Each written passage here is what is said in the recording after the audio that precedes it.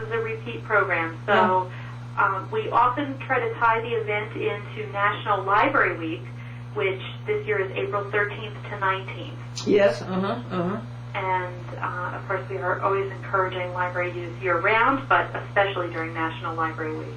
It's a repeat event like the income tax, right? Well, but it's a much nicer repeat event. which is April 15th.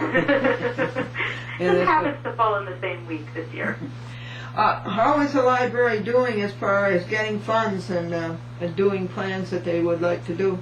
Well, I'd like to tell you actually about something I just did. I participated in an event that folks do statewide. It's called Library Legislation Day. It's a day when librarians from all over the state descend upon Albany and talk with our legislators and remind them how important library funding is, especially in hard economic times, because that's when people use libraries even more than they usually do. Oh, is that so? It is so, and we know it's a very tough year for the state fiscally, but we think it's important that libraries continue to be funded at a stable level because, like I said, people use libraries even more heavily. It makes sense when you think about it. If you don't have extra spending money, you're not buying books, you're going to the library to borrow them. Yeah, yes, that's a great thing. We had a successful event this year, more than 1,000 librarians, and although things were a little different in Albany than they usually are, we did meet with our local legislators, and both the Senate and the Assembly were giving us stable funding based on last year's numbers. Oh, good. Now, what day was that? That was Tuesday, this past Tuesday, March 11th. And you went up, Lisa? I went up on Monday. Oh, and you were pleased with what you saw? I was very pleased, and despite the fact that, like I said, there were some unusual events going on in Albany. Oh, yeah, you could. Oh, yes, you tell us good things.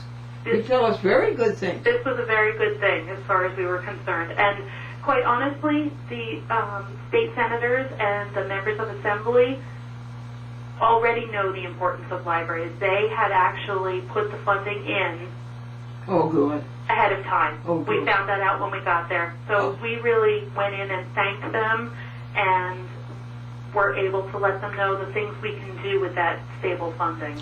Because one of the things that the politicians have been suggesting is that libraries, just like schools and other public entities, cooperate. And I have to tell you, libraries are great at cooperating.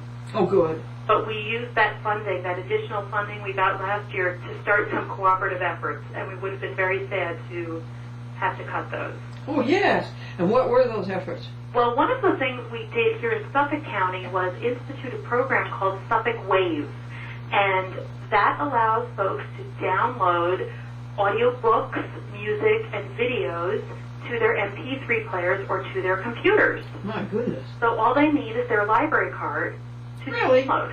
Isn't that phenomenal? And it's available 24/7. Libraries have really been trying to function as something other than a building with walls. Yes, and you know, it amazes me and delights me that libraries do keep up.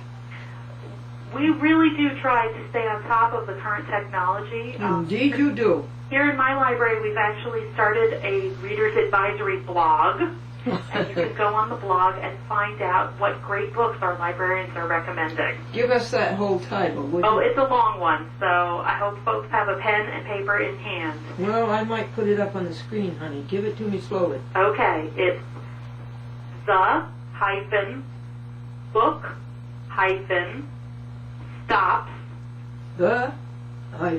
The book. What was next? Well, the whole title is The Book Stops Here, with hyphens in between. Hyphens between? Mm-hmm. Is it a hyphen after book? Yes. Stops here. And a hyphen? No, after here it's dot. Mm-hmm. Blogspot, BLOGSPOT. One word? Yes, one word. Okay. .com. That's not so bad. They can also get to it by going to the library's website, which is www.riverheadlibrary.org. Hold on, honey. www.riverhead... Riverhead Library. One word? Yes, one word. .org. .org. Mm-hmm. Well, that's good. Yeah, very good. They can get to that from our homepage, and that is constantly being updated with several different columns. Different librarians are writing different columns, so we have an adventure column, we have a movie lovers column, we have an animal lovers column, all different recommendations they can get there. Oh, I love it. Your address is 330 Court Street, Riverhead, New York? That's right. 11901? That's right. And your telephone number is 631-727-3228. That's right. Well, that's good, yes. I'll put that up in the graphics. Is there anything else you wanted in the graphics? No, I think that's pretty great. Yeah, okay. People can reach us all kinds of ways.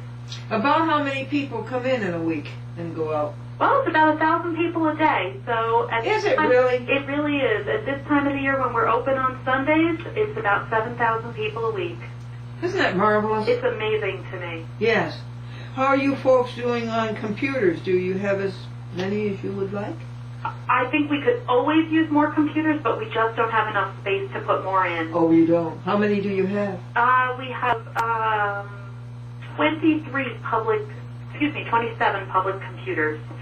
Do you really? And those serve children, teens, and adults. We have 3 separate areas. Oh, yeah. So we keep trying to expand them. Actually, we just increased the number of computers in the young adult area, which is a new space here in the library. We opened that about 5 months ago. Oh, congratulations. We are very excited by it. We really wanted to improve our service to teens here in the library. So we made space for a real teen department, put up a wall, and made a room. And the kids who come in the library voted to name the space. So it is now called The Lost. Their name. And it really is a loft. It is an upper stack, so you have to go up about 5 steps to get to it. Yeah, that's cute. They have a clubhouse, really. Yes. Yeah, that's nice. It's very heavily used, which we're so glad to see. You enjoy doing all these good things, don't you? Absolutely. That's what it's all about. Oh, yes. It's very satisfying. It is. What turned you on to libraries and books? Oh, turn me on personally? Yeah, go way back. Yeah. Well, if you really want to go way back, when I was about 6 years old, I used my hometown library, which is now the Cutchogue New Suffolk Free Library, not too far from here in Riverhead. How do you spell that? It's a hard one to spell. Yeah. It's CUTCHOGUE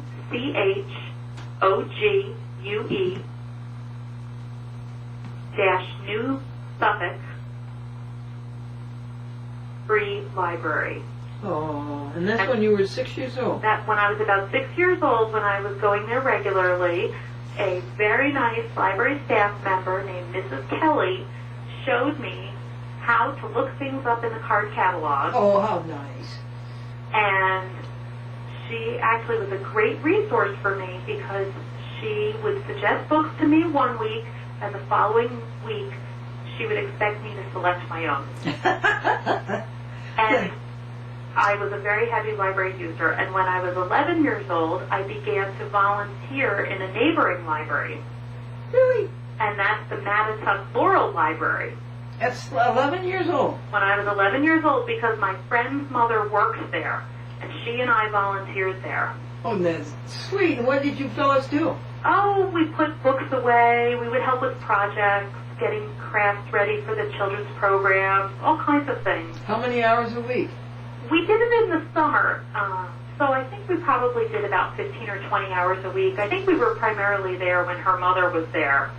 Oh, that was it. That was wonderful. And then I loved that library so much when I was 14 years old and legally able to work, they hired me to be a page. We used to call the people who put the books away. Yes. Who really are the core of the library because, you know, if the books are in the wrong place, we're sunk. I would say by this time this was irrevocable. It was. Yes. It was, although I thought when I graduated from college that I wanted to do something very different. You did? I did, and I went to work in a PR agency, which was great. It was a great place to learn how to do all kinds of stuff. I discovered that I really worked with the public. You did. I did. And so I went to library school, became a librarian. And people don't. Yeah. I used to see that before. Sure. I like it. And people working in libraries are generally very interesting people and very nice people. That's an experience, and they come from such a variety of backgrounds. It's just really something to it. Yes, yes. Which is great because team librarians have different backgrounds and different hobbies and different interests. They run the collection that we get and the reference service and the book recommendations and all of those things. And how old were you when the PR? I believe I was 21. 21, uh-huh. Right out of college, did it for a year, and went to library school and did that in a year when I was hired to be a children's librarian. Oh, nice. Where was the library? It's Simmons College. Oh, Simmons.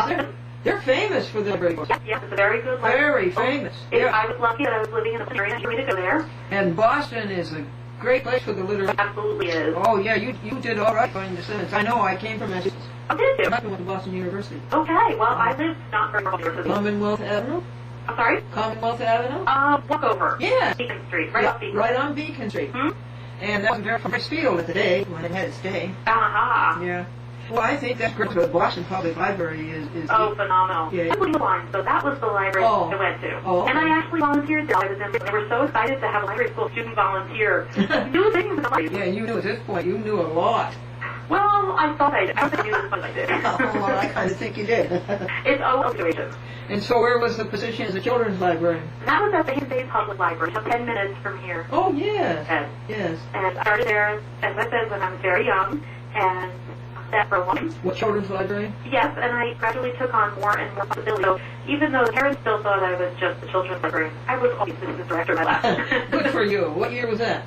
That was a year and a half. Really? Mm-hmm. And then I got hired to be the director here in Riverhead. Very lucky. Well, thanks very much. I feel like I'm very lucky. You can tell myself. Okay. They were very lucky to get an enthusiast like you. Well, the city definitely have and drove. Yes, yeah.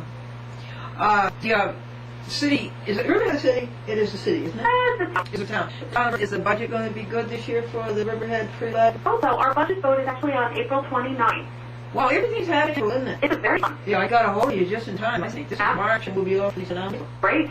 Yeah. Yes, so folks from Riverhead who are residents of the Riverhead Central School District and who vote in years may come to vote on Tuesday, April 29th. The library budget vote starts at 10 in the morning and ends at 8 at night in the library meeting room.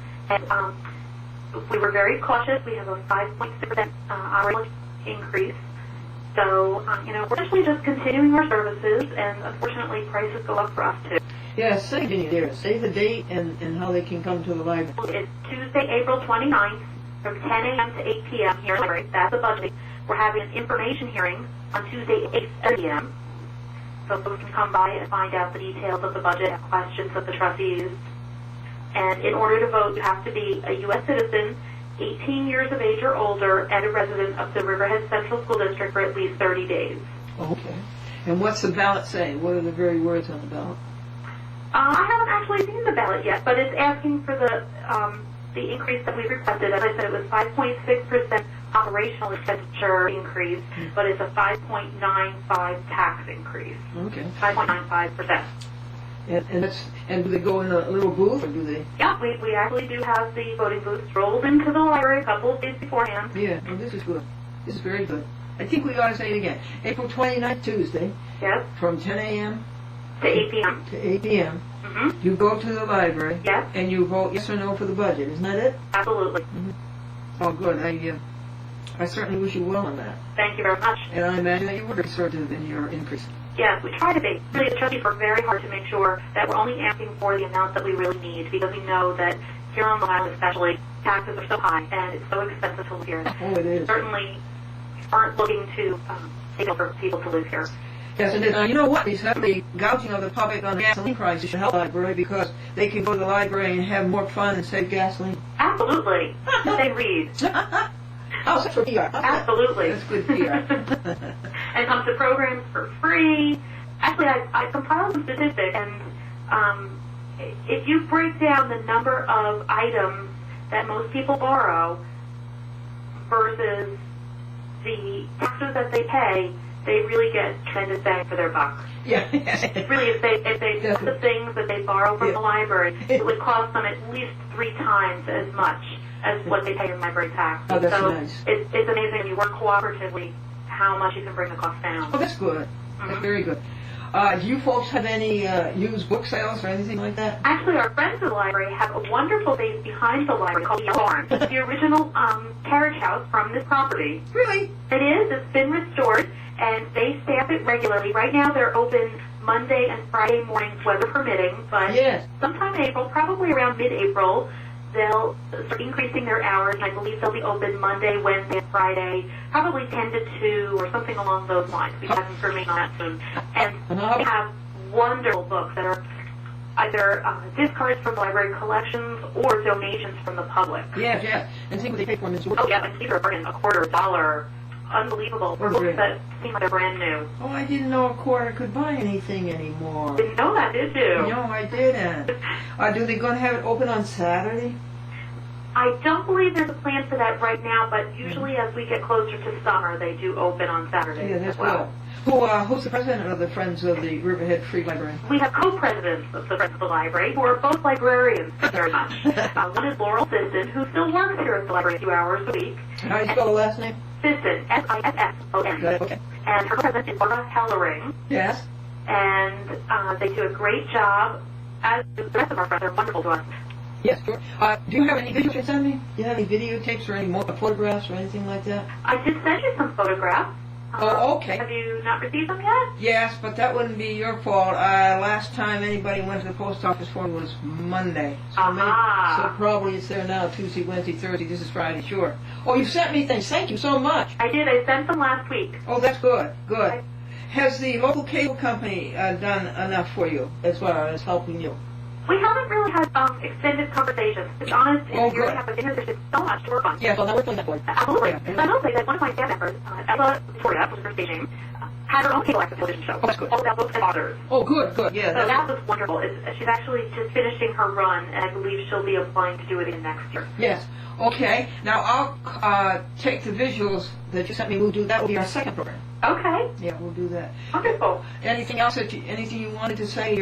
Go ahead. Anything you wanted to say? You've got about a couple minutes. I think we have a couple of other programs that I can promote. Good. Since we were talking about our friends at the library, they run a wonderful program each year called Piano Quest. They apply for grants to bring in wonderful musicians to the library, and people can buy tickets really inexpensively. And the last album concert will be on April 13th here at the library. Oh, good, good. So anyone who's interested can call the library for more information on that. And that's the evening? It's an afternoon. It's a Sunday afternoon. Okay. And we also have a program on Saturday, April 5th, called From Victoria R to Jackie O, 109 Years of Adornment for Men and Women. And that's a sort of antique, vintage, and collectible adornment, which should be really interesting. It's being presented by Jessica Lay, who is an antique dealer.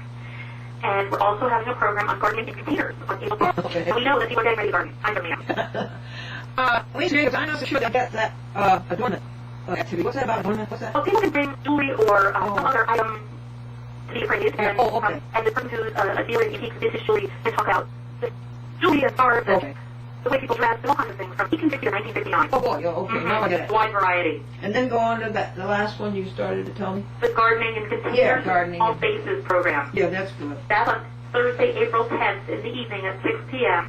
And our local garden lady will show people some options for fitting in winter boxes or at the poolside or a small garden. And we can head for spring. That's during video day. That's right. Now, Lisa, you and I are going to say goodbye to our TV audience, but you could be signed to the line. Absolutely. Because I want to make sure I have all the spellings right for the graphics and everything. Wonderful. So, this was Lisa Jacobs, who is the library director for the Riverhead Free Library, Riverhead, New York. Say goodbye, Lisa, to all the folks who love what you said. I know they did. Goodbye, everyone. Thanks for listening. Hope to see you soon here in the library. Yeah, take care. You too. Bye-bye, everybody. Bye. Okay, I'm going to camp. Okay. This message will be automatically deleted in saved message 15. This message will be automatically deleted in 14 days. Saved message number 15 from caller 64640502338. Received today at 2:13 p.m.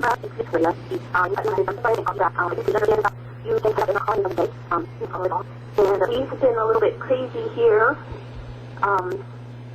So it might be another couple of days that I think we can see you or maybe tomorrow at noon. Try to give me a call very shortly because I had to do with them on this work to do the at the center by the university or by the college. And then we found out a couple with Sacramento University secretaries who decided to put the exhibit up, in protest to RPI shutting it down and censoring it, that the sanctuary all of a sudden has city code violations and it shut down, even though the fire marshal and the board was compliant. We are trying to get we put together and organize because the 10 year center shut down now by the Republican city. So I will give you a call back at noon, and if you can't get me, then we will try to hook up. Take care. Blah, blah. Yeah, I better be 160. Here's getting a phone call. Actually, I already sent a batch of tapes to you, so actually come to your P.O. box.